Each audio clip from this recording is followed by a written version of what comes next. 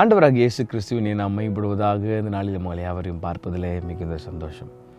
Practice பண்ணுறனால ஆண்டவர் ஒன்று விரும்புகிறாரு, ப்ராக்டிஸ் ஓகே. ரெண்டாவது ப்ராக்டிஸ் பண்ணுறனால நம்ம ஆஸ்வதிக்கப்படுறோம், ஓகே. அதை விட வேறு என்ன சார் இருக்குது? ப்ராக்டிஸ் அவ்வளோ இம்பார்ட்டண்ட்டா சார் அப்படின்னு கேட்டிங்கன்னா, yes, it is very important. ஏன்னு கேட்குறீங்களா? இந்த காலையில் ஒரு வார்த்தையை சொல்லி ஆண்டவர் உங்களோட பேச விரும்புகிறார்.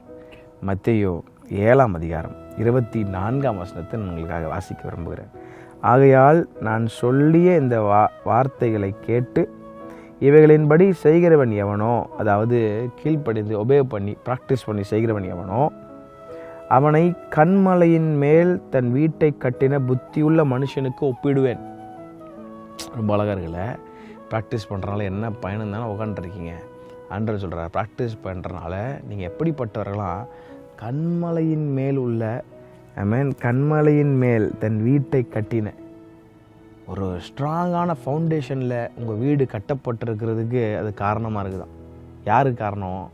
வேர்டை ப்ராக்டிஸ் பண்ணுறவங்க. ஒப்பிடுவேன், பெருமழை சொரிந்து பெருமல்லம் வந்து காற்றடித்து அந்த வீட்டின் மேல் மோதியும் அது விழவில்லை, ஏனென்றால் அது கன்மலையின் மேல் அஸ்திபாரம் போடப்பட்டிருக்கிறது. அந்த கன்மலை யார் தெரியுமா? இயேசு என்கிற கன்மலை, வார்த்தை என்கிற கன்மலை. ப்ராக்டிஸ் பண்ணுறனால ஒன்று பாக்கியவான், ரெண்டாவது உங்கள் வீடு ஒரு தரமான இடத்துல கட்டப்பட்டிருக்கு. உங்கள் வீடு என்பது உங்கள் வாழ்க்கையை குறிக்குது, நாட் ஜஸ்ட் நார்மல் பில்டிங். அதெல்லாம் ஒரு நாள் இடிஞ்சிரும். ஆனால் அழியாத வீடு இந்த சரீரமாகிய இந்த வீடு தேவ ஆலயம். இது இயேசுவாகிய கல்மலையின் மேல் கட்டப்பட்டிருக்குமானால், கட்டப்படணும்னா வேர்டு ப்ராக்டிஸ் பண்ணணும். இதில் சொல்லப்பட்டிருக்கிற எல்லா அத்தனை வேர்டுகளும் ப்ராக்டிஸ் பண்ணணும். ப்ராக்டிஸ் பண்ணுறோம் பாக்கியவான்கள் மட்டும் இல்லை. ப்ராக்டிஸ் பண்ணும்போது டோன்ட் கிவ் அப். கீழே விழுறீங்களா? எலும்புங்க. ஆண்டவரே, இது ப்ராக்டிஸ் பண்ண கிருபை தாங்கப்பா, கைக்குள்ளே கிருபை தாங்கப்பான்னு கேளுங்க. கதறி ஆண்டவர்கிட்ட கேளுங்க. ப்ராக்டிஸ் பண்ணி அப்போ உங்கள் வீடு கன்மலையின் மேல் உள்ள வீட்டிற்கு ஒப்பிடப்பட்டிருக்கிறதா. ப்ராக்டிஸ் பண்ணுறோம். அது கீழே பாருங்களேன், நான் சொல்லிய இந்த வார்த்தைகளை கேட்டு இவைகளின்படி செய்யாதிருக்கிறவன் எவனோ, அதாவது கேட்டு படித்து சூப்பராக இருக்குது சார், நல்லா இருக்குது சார் அப்படின்னு மட்டும் சொல்லிட்டு போய் உள்ள இதெல்லாம் எனக்கு ப்ராக்டிஸ் பண்ண மட்டும் எனக்கு வேணாம் சார்னு சொல்கிறவங்க, அவன் தன் வீட்டை மணலின் மேல் கட்டின புத்தி இல்லாத மனுஷனுக்கு ஒப்பிடப்படுவான்.